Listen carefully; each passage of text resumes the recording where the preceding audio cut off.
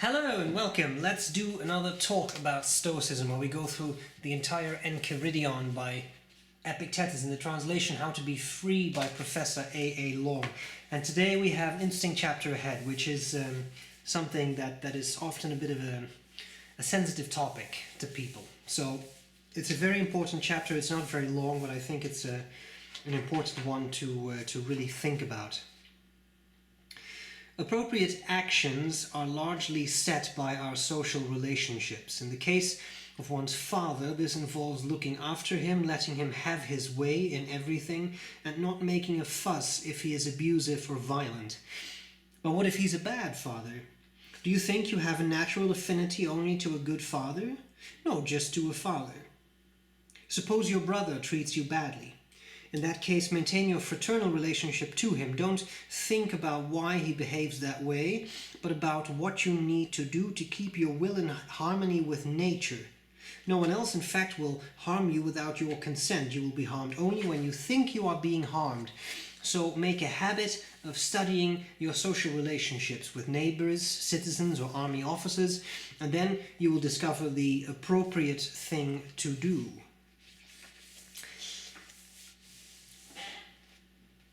Stoicism has had a very positive impact on my life. It has made me look at things from a very different perspective than I used to, and that has been very good for me. And you know, different people may sort of your mileage may vary. That may not necessarily apply to you, but I couldn't disagree with Epictetus more in this chapter, and that's uncommon because I agree with many of the things he says. But here I simply cannot agree. As a person and as a psychologist, I cannot agree with a statement like in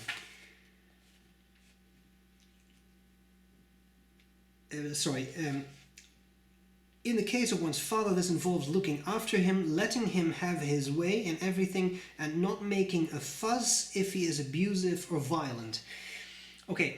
I understand what Epictetus is trying to say. This boils down to the same central tenets that we keep coming back to, where we keep saying, yeah, but things are not necessarily good or bad. They're only as you make them, and how you think about it determines whether something is good or bad. I agree. But now we're talking about abuse. There is no way to justify abuse from anyone. Doesn't matter. It's about a father. I'm not bashing on fathers. Anyone who abuses you has to go. It's that simple. And that's my advice. If you have done what you can to make a certain relationship work, because I'm operating on the premise that the abuse takes place in the context of someone with whom you're in a relationship, whether that is a parent or a child or an uncle or a grandfather or a friend, it doesn't really matter, but someone that you are in a relationship with, and that person is abusing you, then you shouldn't stay. You shouldn't stay in that relationship. Now, sometimes that's easier said than done, especially when you are younger, but there will be a time when you are self-sufficient enough, when you have you're old enough to leave that relationship, and that's very important. So this is one of the exceptional cases where I think Stoicism can be taken too far, and it's also very important to look at those cases. I agree that if someone in traffic is mean at you, then you should kind of let that slide off. But if someone abuses you, that becomes a problem. Now, when we talk about abuse, then often we think of physical abuse, whether that is violent abuse or whether that is sexual abuse, or of course, violently sexual abuse. But there are many other types of abuse as well. Psychological abuse is a thing too, and emotional abuse is a thing too. And whenever you are in a relationship where someone else is hurting you, whether that is physically or emotionally or psychologically, it doesn't matter, then that is not a relationship you should be in. And either you should get out by yourself, or you should seek out the help that is required to get out of that relationship. And I think one thing that is very important to realize in that context is that getting out of a relationship, especially when that is a relationship with someone you are close to, again, whether that is a good friend or whether it's an uncle or whether it's a parent, it doesn't really matter, someone that you are close to, getting out of a relationship is not a sign, and I specifically want to mention this because I've had a lot of talks with a lot of people over quite a lot of time. Often there is a bit of a threshold of, yes, but if I get out of this relationship, then that shows that I don't love the other person. Well, first of all, if that person is abusive, then of course you have to ask yourself if staying in that relationship is really the right thing to do, and if those persons or that person really is deserving of your love. But sometimes things are complicated. Sometimes you run into an issue with a parent, for example, or you run into an issue with an uncle, or you run into whatever, and you feel like it is kind of your obligation to stay in that relationship because they are your parent, or because they are your uncle, or because they are your best friend and they were always so nice to you, but now they're not. Then get out. Then get out. You are under no obligation to be in a relationship with anyone in the world. Your obligations lie with yourself. You have to make sure that you make it through life. And if someone is abusive to you, they are hampering your chances of making it through life properly, physically, emotionally, psychologically, or all three. And that's a problem. I also think that getting out of a relationship with someone is not necessarily a sign that you don't love that person. In fact, sometimes it may be better to get out of that relationship, and then that can be a sign of love. That you distance yourself from that relationship to prevent further harm. I saw an interview with a gentleman once who had issues with his mother, and his mother always criticized him, and at some point he told her, I can't give you a link and I can't give you a name because it was one of those things you see on YouTube. But the gentleman, I think, expressed it very well. He told his mother, I cannot be in a relationship with you under these circumstances because every time you criticize me, you make me angry. And when I am with you, when I'm around you, I don't want to be angry, so you can't be in my life. Difficult, very difficult and hard to do to a parent or to anyone else that you love, really. But again, you have a sense of obligation towards yourself, that if you are in any type of relationship, there's no justification. You have to get out. And this is nice, but letting him have his way in everything and not making a fuss if he is abusive or violent, nonsense. Unacceptable.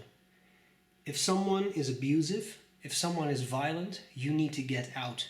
And you need to do whatever is required to get out. So this was not so much a talk about Stoicism as it was a talk about interpersonal relationships, but it's a very important one. Okay?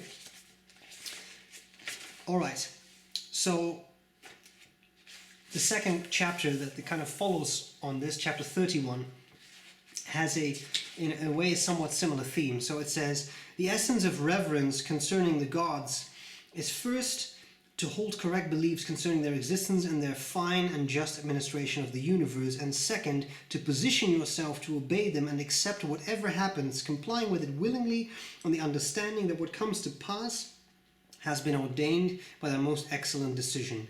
In this way you will never find fault with the gods, nor will you charge them with neglect. But such reverence is not possible unless you remove goodness and badness from the things not up to us and ascribe it only to the things that are up to us.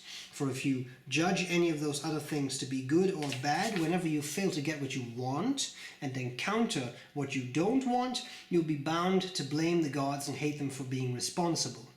It is every creature's nature, you see, to shun things that look harmful and cause harm, and to admire and pursue things that are beneficial or bring benefit. If you think you are being injured, you can no more enjoy what seems to be injuring you than you can enjoy the injury itself. Even fathers are maligned by their sons when they deprive them of things they think are good, and it was this the belief that holding exclusive power is good that created hostility between Eteocles and Polynices. For the same reason, farmers malign the gods, and sailors do so too, and merchants and men who have lost their wives and children. Wherever people's interest lies, that's also the site of their reverence. If you are careful then to focus your desires and aversions where you should, you'll be equally careful about reverence. Nevertheless, it is fitting for everyone to perform religious rituals and make customary offerings as long as they act with a pure heart, not mechanically or carelessly, not meanly or extravagantly. Okay, so interesting, and that's why I found, because this chapter was not one that worked particularly well with me. Again, we come down to the same point, right? Do not try to avoid things that you don't want to happen to you, because they may happen to you anyway, right? And don't seek to pursue things that are outside your control, because they're outside of your control, so pursuing them may lead to madness in the long run.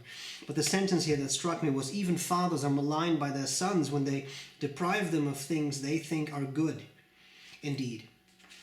So the final thing I wanted to say about this, because I don't have that much to say about that other chapter, is that sometimes it's good to look at another source as well. So here is Musonius Rufus, another Roman Stoic who was actually the teacher of Epictetus and is mentioned quite a couple times in the discourses, the longer lecture, sort of the written down lectures by Epictetus. A very worthwhile book. And from Musonius we have some lectures saved, and we have some sayings. And one of the lectures is, it's number 16, on whether parents must be obeyed in all things. And as we were going on this theme of parents with the previous chapter, I thought this was a very good illustration. So if anything still made you doubt on whether or not you should get out of an abusive relationship, this may help. Okay?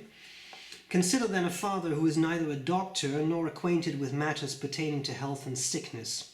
Suppose he ordered something for his sick son that he thought would help, but which was useless if not harmful.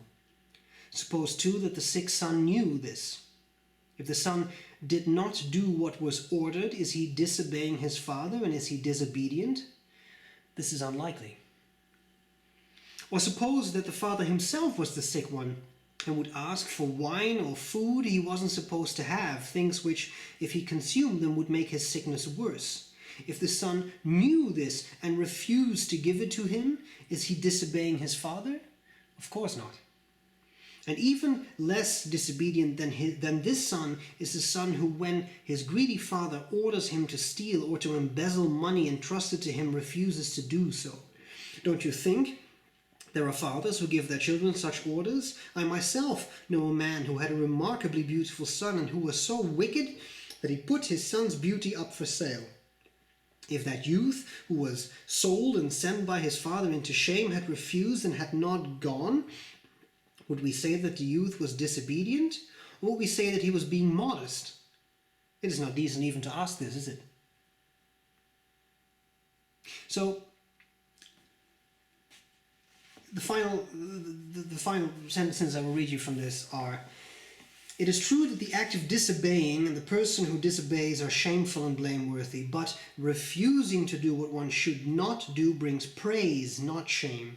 And so, if someone refuses to obey a person who is doing something wicked, unjust, or shameful, whether that person is his father, a ruler, or even by Zeus a despot, he is not disobeying, and he certainly isn't being unjust or doing something wrong.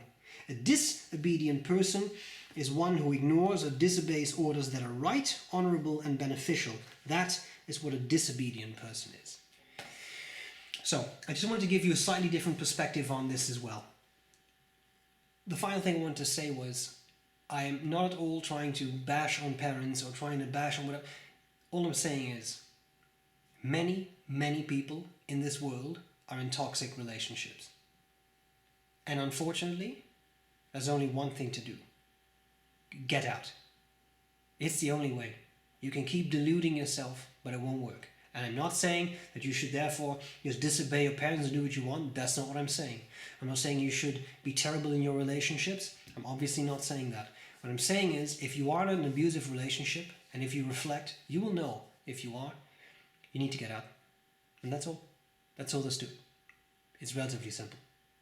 So, a serious topic, but one that's very relevant.